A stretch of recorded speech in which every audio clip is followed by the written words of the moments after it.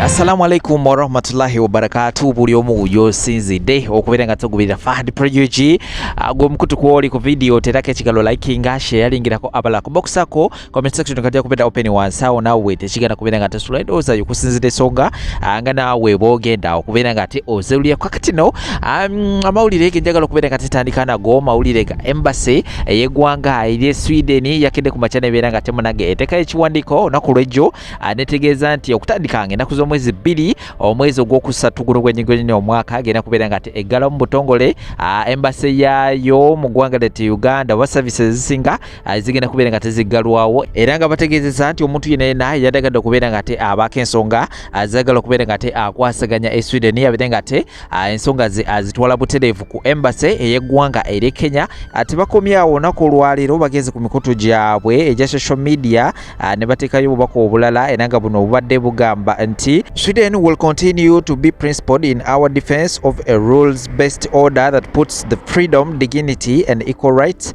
of every individual at its core. Abo batyo basobola okubeera nga tebateeka obubaka bwabwe ku mukutu ogwa embassy ya Sweden mu ggwanga ly'e Uganda. Kakati no abantu ab'enjawulo bateesa okubeera nga tebavaayo era ng'ensonga eno bagitunuuliza omukulembeze ow'ekibiina ekya National Unity Platform okubeera nga temunage yavuddeyo agenda mu EU Parliament n'abako ensonga zisobola okubeera nga te ayogerako era nga bisinga bino basobola okubeera nga temubiwulira era nga bagambye nti abazungu bano okutandika okubeera nga tebagalawo embassy zaabwe mu ggwanga ly'e Uganda kivudde ku mukulembeze w'ekibiina ekya National Unity Platform era nga balina obubaka abantu ab'enjawulo basobola okubeera nga tebamuweereza era kubeera nga tebikutirawawo naawe osobola okubeera nga temunage omanye embeera nga bwegenda mu maaso saidi zegulooza ki ensonga zino z'okubeera nga temunage Sweden egalawo embassy yayo mu ggwanga ly'e Uganda olowooza zavudde ku mukulembeze w'ekibiina ekya National Unity Platform Robert Kyagulanyi Ssentamu oba balina birala nnyo bagezako okubeera nga temunage bayisa ogenda wansi awo obeere nga te otuwa endowooza yowe nabambajjeeyo ogenda kubeera nga temubaterawo n'obutambi obulala bungi nnyo otula butuzikalya subscribing akade ka notification kakoneko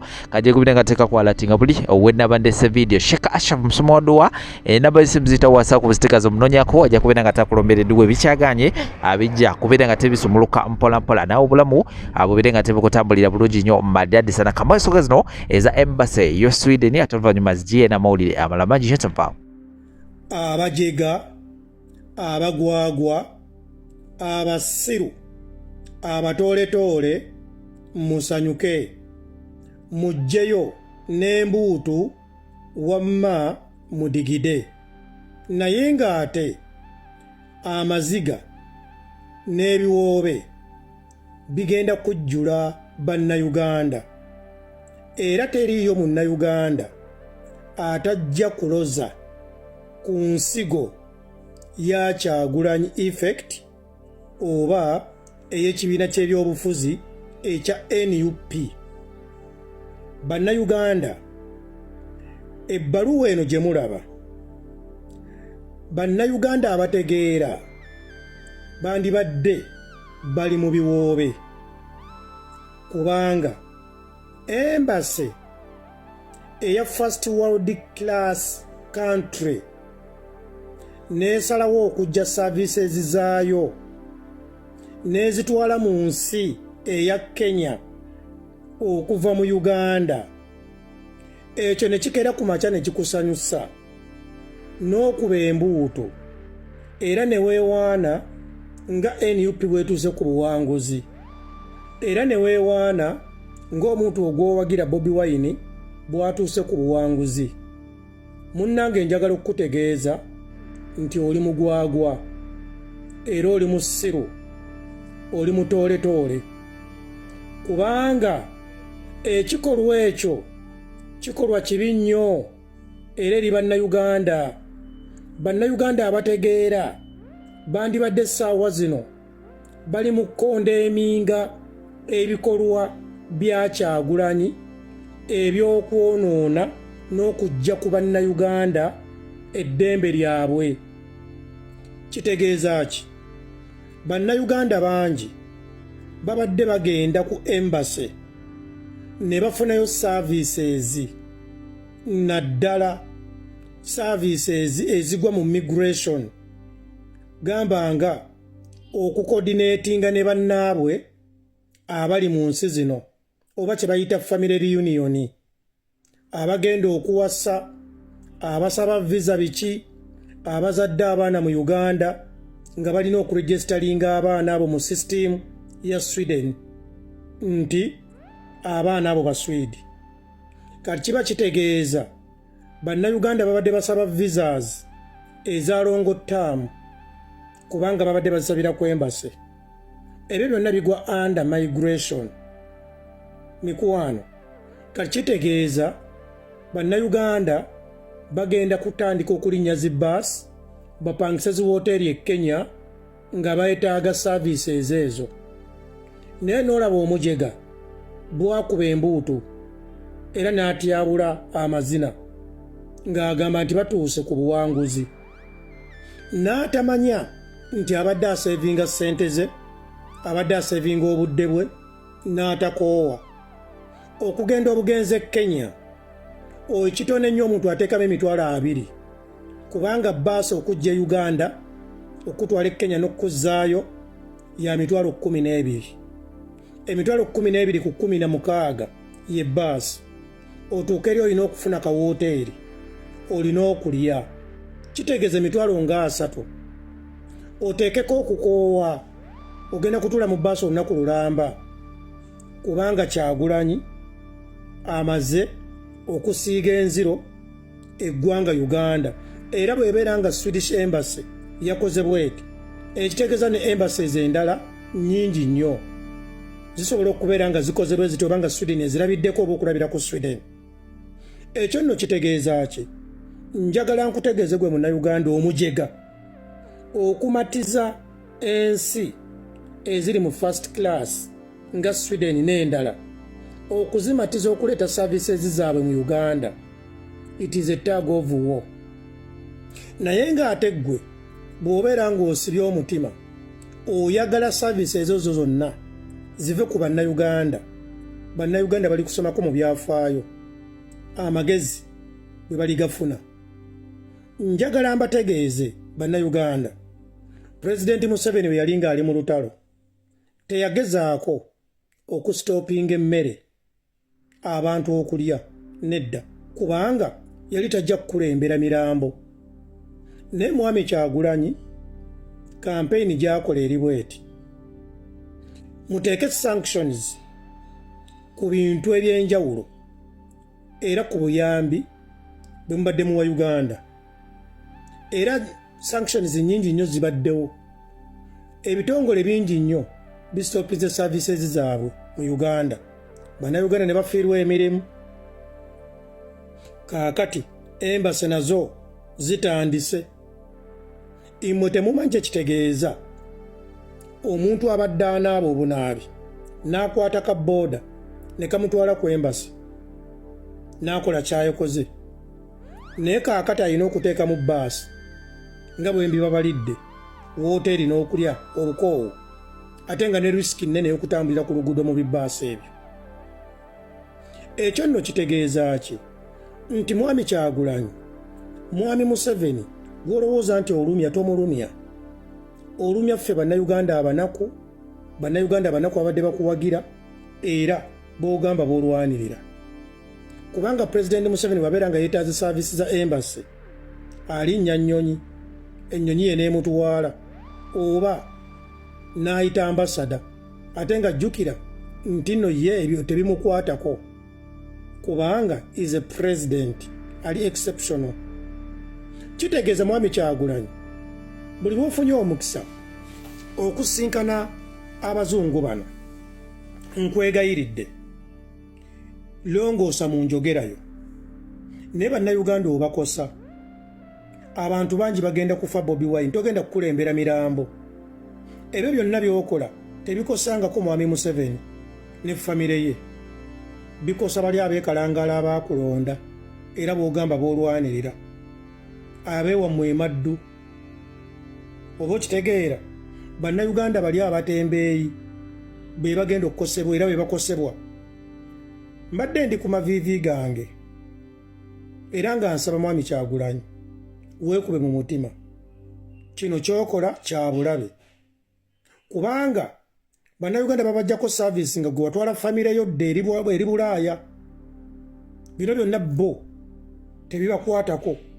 wabula bannayuganda alina muganda we ali e Sweden, ali e Bulaaya eno, afunye omusajja ali Bulaaya, ayagala kuyita baana be, amaze okufuna empapula ayita baana be family reunion, maze okuwasa, tulina okugenda ku embassy endosinge oba ABCD okuregisteringa abaana abazaaliddwa abaagala okusoma, abaagala okukola biki. Mwami Kyagulanyi, mwami Museveni tebimu affectinga. Bannayuganda abanaku bw'oli mu kukaabya amaziga, bannayuganda abanaku be bagenda okugamba okubeerawo bagambe nti no naye ddala omusajja ono twamukola ki? Kubanga mwami Kyagulanyi, nkwegayiridde taata weekube mu mutima. Ebigambo by'oyogera obukyayi bw'osiga obungi, olwanyisa Pulezidenti Museveni gw'oba olwanyisa oba ng'omuntu ne munnayuganda omunaku omwagaza ki? Bino byonna by'okola biri mu kulwanyisa na mu kukosa omunaku owa wansi. Nze bannange bannayuganda mbabuulira, services ze baatutte e Kenya zigenda kubakosa era mugenda kukiddamu mukitegeere. Ebigambo bino bye mulaba ku bbaluwa eno muligamba akasajja akeekalangaalo katabani ka Alice Nakakande ow'Emitiyana ewa Bigalo, kkiriza obagaana. Allahu akbar, takbir. Bobi Wine bannayuganda tebali kwerabira, naye kyosiga kyokungula kulw'okuba abaana bo abaddusa dda bali Bulaaya. Mindset nkomyewo. Ninze, I'm waiting. Ngenda kuwaamu ennaku.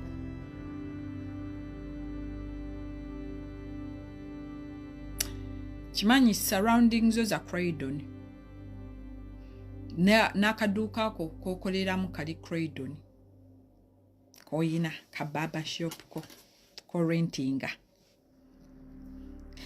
Mindset, it's so sad. Nti olaba abasajja bano buli omu balowooza nti oh my God, waayogera n'ebimuvaamu waga nti bannange omusajja yasoma, bannange omusajja alabika yasoma alina ebitabo. No, mindset is just a good con man. Is a very very good con man. Omuzungu kyagamba nti ayina akalimi akoogera. Ayina akalimi akoogera. Okay? It's just a con man. It's just a good con man. Beba abasajja abeeteekawo. Kubanga abeera mu kamera muno n'abalaga ekifaananyi kirala. Y'omusajja atava mu inbox z'abakazi. Ze nange mindset yansabako essente. Oh yes. Nange yansabako essente. Mindset tewali kyoli. Njagala mbabuulire, mulaba wano e Bulaaya abasajja abali gumite tebalinganga mindset. Abasajja abali gumite e Bulaaya, oh, they don't even have time for this. They don't. Emirimu giba stressinga. Nosanga dokita ng'alina obudde buno nga mindset waayogera. No. Mindset is just a good con man. Mindset kinyoozi. Zino kambabuulire. Talina mulimu guli professional gwe yasoma wano e Bulaaya. Kusoma kwagaana. Kusoma kwagaana. And that's okay, because sometimes education is not for everybody. Naye, at least omukulembeze waffe gwe twekkiririzaamu, His Excellence Robert Kyagulanyi, tumukkiririzaamu, yasoma degree aziyina, atambudde ensi. He has expressed himself. Arwanirira ensi ye, arwanirira mwana inchi. alwanirira omuntu wa wansi, alumirira omuntu wa wansi.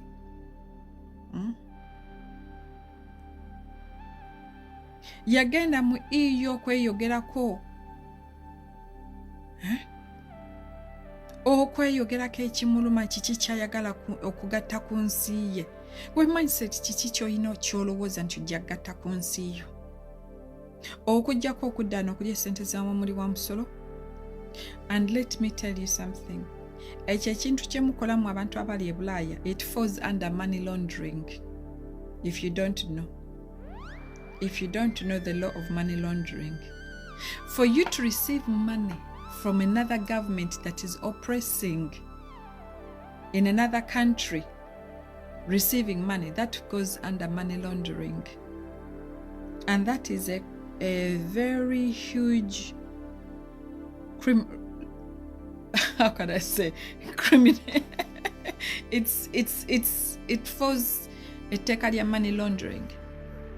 Kubanga sente zofuna tozi ziva mu government, the money you receive mindset is from Ugandan government. Okay? It's not declared, you don't declare it as taxes, as work, income, because it's not work income. It's money that you receive from a government that is oppressing the oppressors. Muri ku sente za musolo. Money laundering. Ate okumanya abantu mwe muri basiru. Abali sente za government. Mumanyi nti eno government eyinza n'obeefuukira ne bawaayo nti ebadde ebawe ssente. Ne babakwata ne babasiba. Ate njagala nkubuulire mindset nze wenna agenda okukuloopa. Ngenda gamba police nti receiving a sente okuva e Uganda. Mu government bagende bakeberezi zi MoneyGram bakeberezi banka zo bajja kebera omuzungu okimanyi nga yatandise kulinnya kakuyege. Tewali kaalika. Kubanga nawe mututuusizza. Fe tuyina obulumi. Nze mwali mumpuliddeko wano nga nzize wano okutandika okuwemula. It's because the mindset otutuusizza obulumi, fe tuyina obulumi, tuyina trauma. Abantu tuyina trauma that we haven't healed.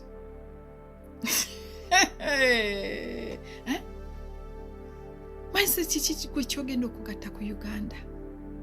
What? Okusoma kwagaana. Okusoma kwe Bulaaya kwe kusoma okuli so easy. But oh no, because you are a criminal. Ogenda kusoma ki? Ero ojja kusigala okola abakazi obalimba. Kubeera kinyoozi.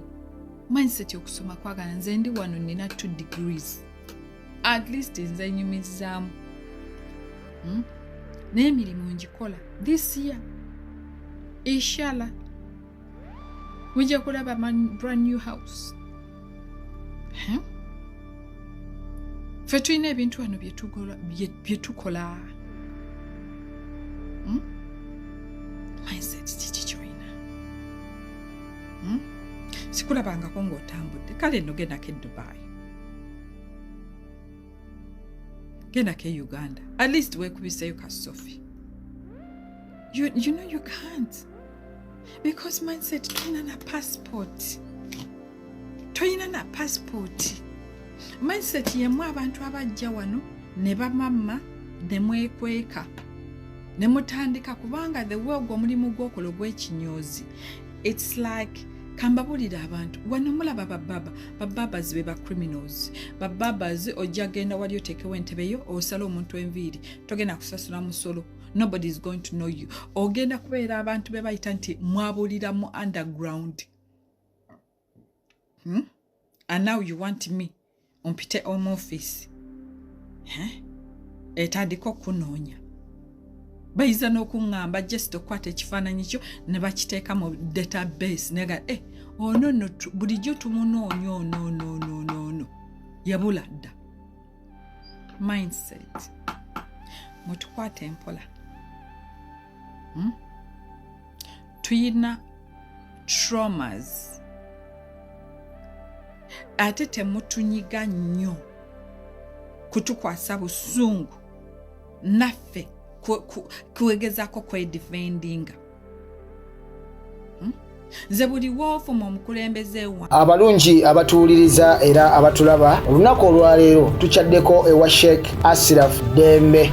Sebo nsanyusa okubalaba. Amannya agange ye Sheikh Ashraf Dembe akola ku bizibu by'enjawulo. Omuntu singa aba alina ebirwadde musomereddwa tumuwa amazzi ga lukuya nga bw'obadde ogalaba, tugenda abantu ku kyoto ne twokya emizimu emibi egibabaamu n'okulomba edduwa. Abantu singa abeera ng'ali wano atuuse nsobola okumulombera edduwa, ne waba atatuuse nga mpadde amanya ge naye ng'ali wala. Naneetaase ennamba yange yeeno eri 0701763711. Nammwe bannyinaffe abali ebweru oyagala okuba nti oyagala okulombera ku dduwa ng'olina ebizibu, viza zibuze, amaka gakolongotana, sente zikola zimpita mu ngalo, ojja kumpeereza ekifaananyi kyo n'amannya go, ebyo byokka bijja kummala. Nja kukulombera edduwa, ojja kutereera. Olunaku olusembayo mu mwezi mba n'edduwa ey'awamu ffenna n'abalwadde bange abakadde n'abapya. Salaamu alaikum warahmatullahi wabarakatuh.